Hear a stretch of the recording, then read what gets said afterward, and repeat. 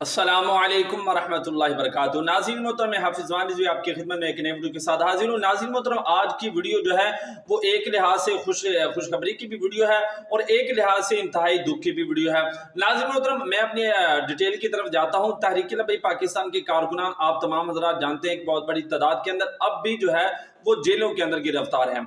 नाज़रीन मोहतरम, इस हवाला से आपको बताऊं कि खारियां के जो साबका अमीर हैं अब्दुल्ला रिजवी साहब, जो कि काफ़ी अरसा दराज से जनाब नाहक जेल की जो सज़ा जो है वो काट रहे हैं। तो नाज़रीन मोहतरम, काफ़ी अरसा से ये जेल के अंदर गिरफ्तार हैं। तो अब जो है जब बैरिस्टर उस्मान खिज़र साहब, उनको जब इस बात का इल्म हुआ कि जनाब खारियां के जो साबका अमीर हैं वो बगैर किसी वजह के काफ़ी अरसा दराज से जनाब जेल के अंदर गिरफ्तार है, तो उन्होंने जनाब ऐलान कर दिया। उन्होंने कहा कि मैं बतौर एक वकील होने के नाते मैं ऐलान करता हूं कि अब से जनाब अब्दुल्ला रिजवी का मैं केस लड़ूंगा।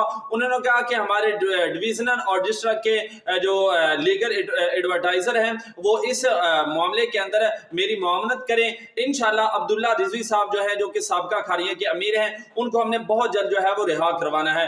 तो सबसे पहले तो मैं जनाब बैरिस्टर उस्मान खिज़र साहब, उनका तहे दिल से शुक्र हूँ कि आपने जनाब हक की आवाज़ जो है एक बार फिर बुलंद की। इंशाल्लाह हम आपके साथ जो है वो शाना बशाना खड़े हैं और जिस वक्त आप आवाज़ देंगे इंशाल्लाह हम लब्बैक कहते हुए आपके साथ हाजिर हैं।